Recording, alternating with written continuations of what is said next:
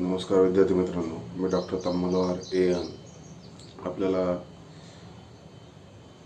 Advance corporate account या विषयासाठी आहे. तर ॲडव्हान्स कॉर्पोरेट अकाउंटमध्ये आपण या अगोदर एक चॅप्टर बघितलेला आहे, त्यानंतर अमार्गमेशन बघितला होता, त्यानंतर आता रिडम्पशन ऑफ डिबेंचरमध्ये या ठिकाणी आपल्याला सिंकिंग फंड मेथडनं कशा पद्धतीने प्रॉब्लेम सोडवायचे ते बघायचे आहेत. त्यासोबतच आपल्याला रिडम्पशन ऑफ डिबेंचर याची थेअरी बघून घ्यायचे. आता डिबेंचर हा शब्द लॅटिन भाषेतील डिबेर या शब्दापासून तयार झालेला आहे. डिबेर म्हणजे बारो म्हणजे काय, तर कर्ज घेणे हे असा याचा अर्थ होतो असं आपल्याला म्हणता येतं. म्हणजे एखादी कंपनी त्यांना भांडवलाची आवश्यकता भासल्यानंतर डिबेंचर विक्री काढत असते असं आपल्याला म्हणता येतं. डिबेंचर विक्री काढून या ठिकाणी भांडवलाची गरज त्याने पूर्ण करत असतात. आता हे पूर्ण करत असताना डिबेंचर हा एक कॅपिटलचा भाग नाही आहे, म्हणजे भांडवलाचा भाग नाही, फक्त भांडवल गोळा करायचा भाग आहे असं आपल्याला म्हणता येतं. म्हणजे डिबेंचर हे काय, तर एक लोनेबल कॅपिटल आहे असं आपण म्हणू शकतो. म्हणजे एक क्रेडिटर्स आहे, धनको आहे, त्या धनकोला आपण निश्चितपणे या ठिकाणी व्याज द्यायचं ठरलेलं असतं.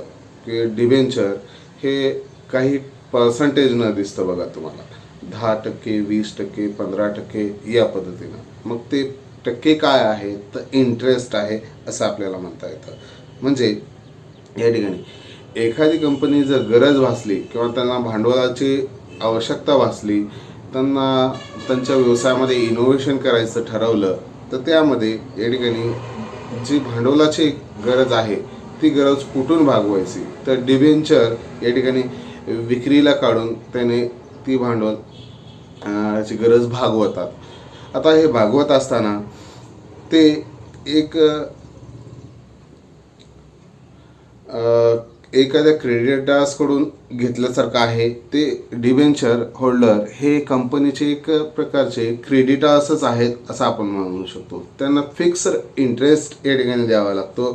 त्यासोबतच आफ्टर पिरियड त्या डिबेंचरचं जो काही पिरियड आहे, समजा 1 वर्षासाठी घेतले, 2 वर्षासाठी घेतले, 10 वर्षासाठी घेतले, आफ्टर पिरियड त्या ठिकाणी त्याचं रिडम्पशन करावं लागतं. रिडम्पशन करणं म्हणजे काय, तारण ठेवलेली वस्तू या ठिकाणी, गहाण ठेवलेली वस्तू सोडवून घेणं.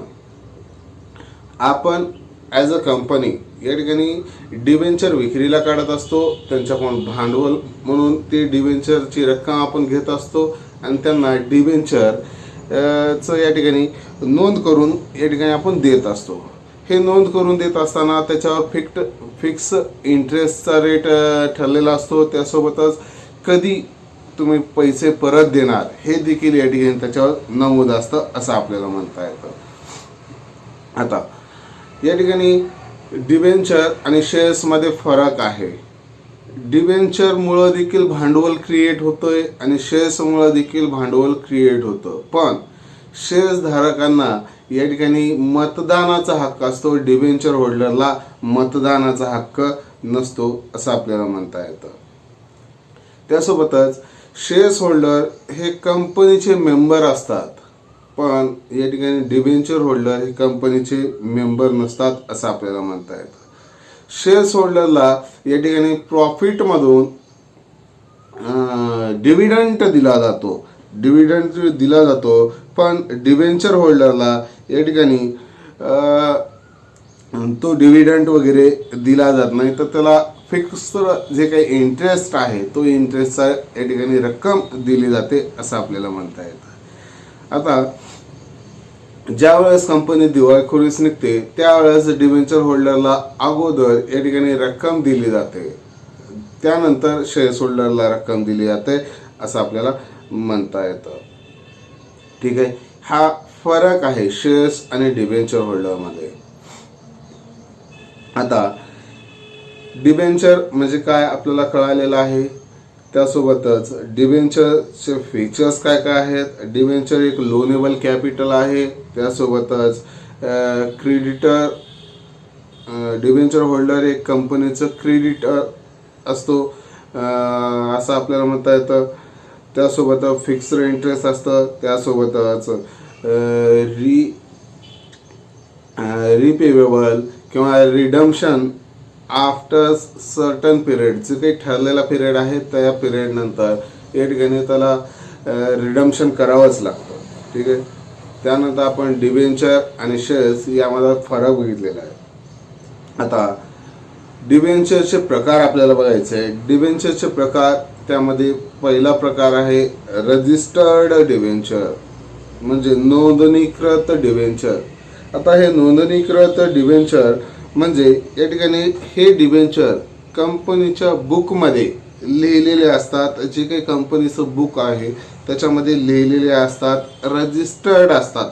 म्हणजे त्यांचं नाव, ॲड्रेस, किती शेअर्स घेतलेले आहेत, त्यासोबतच त्याचा इंटरेस्ट किती आहे, हे सर्व गोष्टी या ठिकाणी त्याच्यामध्ये नमूद केलेल्या असतात. त्याला आपण रजिस्टर्ड डिबेंचर असं आपण म्हणू शकतो. ठीक आहे. त्यानंतर बेरर डिबेंचर आहे. बेरर डिबेंचर हा एक साधारणतः समजा ते डिबेंचर ची जी पावती आहे ती पावती समजा माझ्या हातात आहे, ते डिबेंचर माझे आहेत असं गृहीत धरलं जातं. ते एखाद्या दुसऱ्याच्या हातात आहेत तर ते डिबेंचर या ठिकाणी ते दुसऱ्याचे आहेत असं गृहीत धरलं जातं. म्हणजे बेरर चेक जो असतो, म्हणजे तर धारकाला या ठिकाणी रक्कम ती प्रोव्हाइड केली जाते. तसंच या ठिकाणी बेरर डिबेंचर देखील असतात. ते डिबेंचर धारकांनाच या ठिकाणी रक्कम परत केली जाते असं आपल्याला म्हणता येतं. ठीक आहे. त्यानंतर सिक्युअर डिबेंचर आहे. सिक्युअर डिबेंचर, आता हे सिक्युअर डिबेंचर म्हणजे हे डिबेंचर विक्रीला काढत असताना कंपनी काहीतरी सिक्युरिटी म्हणून त्या ठिकाणी तुम्हाला मॉर्गेज हे ठेवलेलं जातं असं आपल्याला म्हणता येतं. म्हणजे डिबेंचर होल्डरला त्या ठिकाणी मॉर्गेज करून दिलं जातं की कंपनीचे अमुक एक रक्कम आम्ही जर डिबेंचर नाही परत केले किंवा डिबेंचर परत नाही घेतले, रिडम्पशन नाही केलं, तर त्या ठिकाणी ती रक्कम तुम्ही मॉर्गेज म्हणून ठेवली जाते. आणि हे या ठिकाणी सिक्युरिटी म्हणून ठेवले जातं, त्याला सिक्युअर डिबेंचर असं म्हटलं जातं.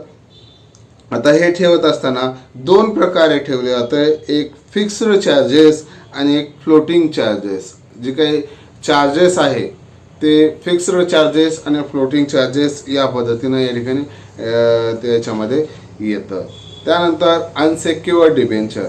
अनसिक्युअर्ड डिबेंचर म्हणजे कुठलीही सिक्युरिटी त्या डिबेंचरवर ठेवली जात नाही असं आपल्याला म्हणता येईल.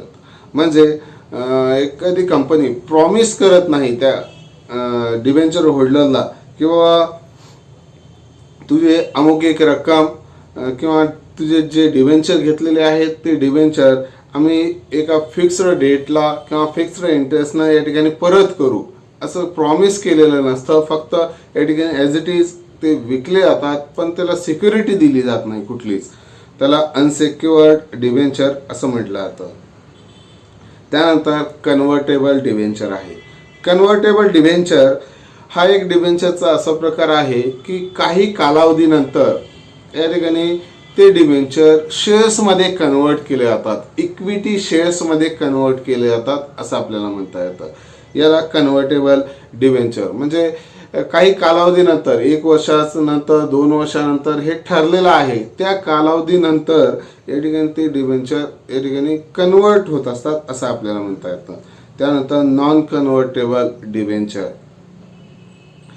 नॉन कन्व्हर्टेबल डिबेंचर म्हणजे हे कन्वर्ट होत नाहीत, शेअर्समध्ये या ठिकाणी कन्वर्ट होत नाहीत असं आपल्याला म्हणता येतं. त्यानंतर रेडीमेबल डिबेंचर. रेडीमेबल डिबेंचर म्हणजे या ठिकाणी हे डिबेंचर एका फिक्स कालावधीनंतर, जो काही फिक्स पिरियड ठरलेला आहे त्या फिक्स कालावधीनंतर रिडम्पशन केलं जातं. परत करून घेतले जातात. म्हणजे ते आपले डिबेंचर परत घ्यायचे ॲज अ कंपनी म्हणून म्हणतोय. परत डिबेंचर विक्रीले ते आपण परत घ्यायचे, तर त्यांची रक्कम या ठिकाणी देऊन टाकायची. जो इंटरेस्टचा रेट ठरलेला आहे तो देखील या ठिकाणी देऊन टाकायचा. हे झालं रिडीमेबल डिबेंचर. आणि इरिडीमेबल डिबेंचर. इरिडीमेबल डिबेंचर म्हणजे हे साधारणतः परत केले जात नाहीत, परत घेतले जात नाहीत. म्हणजे ते तारण ठेवलेले जे डिबेंचर आहेत ते परत करून घेतले जात नाहीत. ते कंपनी ज्या वेळेस डुबते किंवा त्याची लाईफ संपते त्यावेळेसच ती रक्कम या ठिकाणी परत केली जाते असं आपल्याला म्हणता येतं. ठीक आहे. हे डिबेंचरचे प्रकार आहेत. आता डिबेंचर हे साधारणतः इश्यू करत असताना 3 प्रकारे केले जातात. ॲट पार, ॲट प्रीमियम आणि ॲट डिस्काउंट.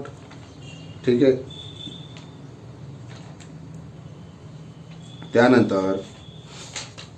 त्यानंतर रिडम्पशन ऑफ डिबेंचर. आता रिडम्पशन ऑफ डिबेंचर हे करत असताना आपल्याला रिडम्पशन करायचं आहे, तर त्यावेळेस रिडम्पशन देखील या ठिकाणी at par, at premium, at discount न होऊ शकतं असं आपल्याला म्हणता येतं. आता रिडम्पशनच्या मेथड म्हणजे कोणकोणत्या आहेत, तर रिडम्पशनच्या मेथड या ठिकाणी आउट ऑफ कॅपिटल ही एक मेथड आहे. आणि रिडम्पशन आउट ऑफ ॲक्युम्युलेटेड प्रॉफिट म्हणजे कॅपिटलमधून तर या ठिकाणी रिडम्पशन करून घ्यायचं भांडवलातून, किंवा ॲक्युम्युलेटेड प्रॉफिटमधून या ठिकाणी आहे. त्यासोबतच रिडम्पशनचे आणखीन एक प्रकार आहे कन्वर्ट टू शेअर्स. शेअर्समध्ये कन्वर्ट करून घ्यायचे. त्यानंतर purchase of open market. Open मार्केटमध्ये परचेस करून घेतले जातात. ते पुन्हा ॲन्युअल ड्रॉईंग उचल वगैरे करून घेतली जाते, त्यामधून या ठिकाणी हे रिडम्पशन केलं जातं. या पद्धतीनं आहे. आता रिडम्पशन आउट ऑफ कॅपिटल आणि आउट ऑफ प्रॉफिट या पद्धतीनं आहेत. आउट ऑफ कॅपिटल म्हणजे या ठिकाणी डिबेंचर घेणं आणि रक्कम त्याला देणं या पद्धतीनं आहे. आता हे रिडम्पशन मी म्हटलं होतं ॲट पार, ॲट प्रीमियम आणि ॲट डिस्काउंट न होतं. तर ॲट पारची एंट्री तुम्हाला मी टाकलेली आहेत, त्या एंट्र्या ते व्यवस्थितरित्या बघून घ्यायचं आहे. ॲट पारची एंट्री डिबेंचर अकाउंट या टू बँक अकाउंट. सरळ डिबेंचर येतील, पैसे जातील at par. At discount, at प्रीमियमची entry debenture account DR, premium on redemption account DR to bank account. आता या ठिकाणी डिबेंचरवरचं प्रीमियम रिडम्पशनच्या वेळेस बरं का, मी पुन्हा एकदा रिपीट करतोय, डिबेंचरवरचं प्रीमियम रिडम्पशनच्या वेळेस हे आपला लॉस असतं असं आपल्याला म्हणता येतं. ठीक आहे. लॉसचा एक प्रकार आहे असं आपण म्हणू शकतो. म्हणजे आपण डिबेंचर दिले होते 10,000चे, त्याला आपण देतोय 10,500. हे 500 डिबेंचर होल्डरचं प्रॉफिट असतं, पण डिबेंचर जे रिडम्पशन करून घेतं त्या कंपनीचा या ठिकाणी लॉस असतो असं आपल्याला म्हणता येतं. ठीक आहे. या पद्धतीने त्यानंतर डिस्काउंटची entry. Debenture account DR to bank account to discount on redemption of debenture account या पद्धतीने एंट्री पडते. हे रिडम्पशनचं आहे. आता सिंकिंग फंड मेथड हे तुम्हाला या ठिकाणी आहे. सिंकिंग फंड मेथड करत असताना तुम्हाला प्रत्यक्षात प्रॉब्लेम चालू करत असताना तुम्हाला डिबेंचर रिडम्पशन फंड अकाउंट एक काढावं लागतं. त्यानंतर डिबेंचर रिडम्पशन फंड इन्व्हेस्टमेंट एक अकाउंट काढावं लागतं. लक्षात येतंय मी काय म्हणतोय? Debenture redemption fund account, debenture redemption fund investment account, हे दोन महत्त्वाचे अकाउंट आहेत. त्यानंतर डिबेंचर अकाउंट काढावं लागतं. आता डिबेंचर रिडम्पशन फंड अकाउंटला सिंकिंग फंड अकाउंट असं म्हटलं जातं. तर डिबेंचर रिडम्पशन फंड इन्व्हेस्टमेंट अकाउंटला सिंकिंग फंड इन्व्हेस्टमेंट अकाउंट असं म्हटलं जातं. हे नावं आहेत त्याचे. ठीक आहे. हे सिंकिंग फंड मेथडच्या या ठिकाणी एंट्र्या दिलेल्या आहेत. तुम्हाला मी फोटो टाकलेला आहे काल. तो फोटो किंवा तो सिंकिंग फंडच्या एंट्र्या कशा पद्धतीने आहेत ते एकदा बघून घ्यायचं आहे. आता या ठिकाणी पहिल्यांदा सेट अ साईड, म्हणजे जे set a side of amount for investment, त्याची एंट्री आहे. सेट अ साईडची म्हणजे जे ठरलेली अमाऊंट आहे बाजूला काढून ठेवायची ती, त्याची entry. Profit and loss appropriation account DR to sinking fund investment sinking fund account. Profit and loss appropriation account DR to sinking fund account. Sinking fund म्हणजे डिबेंचर रिडम्पशन फंड अकाउंट. ठीक आहे. ही मग दुसरी एंट्री इन्व्हेस्टमेंट अकाउंटमध्ये होते. तर sinking fund investment account DR to bank account. हे पहिल्या वर्षात ती एंट्री होती. पहिल्या वर्षात लक्षात ठेवायचं, इयर वाईज. त्यानंतर दुसऱ्या वर्षामध्ये तुम्हाला व्याज येईल. म्हणजे तुम्ही काय करताय, आता आपल्याला रिडम्पशन करायचं आहे आफ्टर 3 इयर्स 4 इयर्स असं ठरलंय. तर त्यावेळेस तुम्ही काय करताय, थोडी थोडी रक्कम प्रॉफिटमधून बाजूला काढून ठेवताय. ठीक आहे. बाजूला काढून ठेवताय आणि त्याचं इन्व्हेस्टमेंट वगैरे खरेदी करताय या पद्धतीनं. ठीक आहे. मग आता ही रक्कम काढली, त्याची एंट्री काय, profit and loss appropriation account DR to bank sinking fund account. कशात टाकली, प्रॉफिट अँड लॉस रक्कम काढली, सिंकिंग फंड अकाउंटमध्ये टाकलेली. त्यानंतर त्या सिंकिंग फंड मध्ये टाकली. मग sinking fund investment account DR to bank account. To bank account म्हणजे सिंकिंग फंड इन्व्हेस्टमेंट अकाउंटमध्ये रक्कम येईल बँकेतून. ठीक आहे. या पद्धतीने मग त्या बँकेत आलेल्या रकमेवर या ठिकाणी व्याज मिळेल. मग त्याची एंट्री या ठिकाणी होते bank account DR to interest on sinking fund investment account. दुसऱ्या वर्षी व्याज मिळेल ना. मग bank account DR to interest on sinking fund investment account. ठीक आहे. त्यानंतर हे इंटरेस्ट या ठिकाणी सिंकिंग फंडला ट्रान्सफर करायचं. Interest on sinking fund investment account DR to sinking fund. आता याची एकच एंट्री होऊ शकते, bank account DR to sinking fund account. Sinking fund account या पद्धतीने एंट्री होते. पुन्हा पूर्वीच्याच दोन एंट्र्या म्हणजे कोणत्या, profit and loss appropriation account DR to sinking fund account. दुसरी entry sinking fund investment account DR to bank account झालं. पुन्हा दुसऱ्या वर्षाच्या 3 एंट्र्या कोणत्या, bank account DR to sinking fund investment account. ठीक आहे. त्यानंतर profit and loss appropriation account DR to sinking fund account. त्यानंतर bank account DR to sinking fund investment account. या पद्धतीने या ठिकाणी एंट्री होते. त्यानंतर sinking fund investment account DR to sinking fund account. आता हे काय आहे, इन्व्हेस्टमेंट विकल्याची एंट्री आहे. Sinking fund investment account DR sinking fund investment account DR to sinking fund account. To sinking fund account या पद्धतीनं. आता हे प्रॉफिट न विकलं आणि लॉस न विकलं तर या पद्धतीने या ठिकाणी एंट्र्या होतील. त्यानंतर डिबेंचर होल्डरला रक्कम देऊन टाकली आणि आपले डिबेंचर घेतले त्याची entry. Debenture account DR to debenture holder account. त्यानंतर debenture holder account DR to bank account. म्हणजे डिबेंचर येतील डिबेंचर होल्डरकडून आणि त्याला रक्कम जाईल डिबेंचर होल्डरला. या पद्धतीने या ठिकाणी हे आहे. आणि for transfer of sinking fund account to general reserve.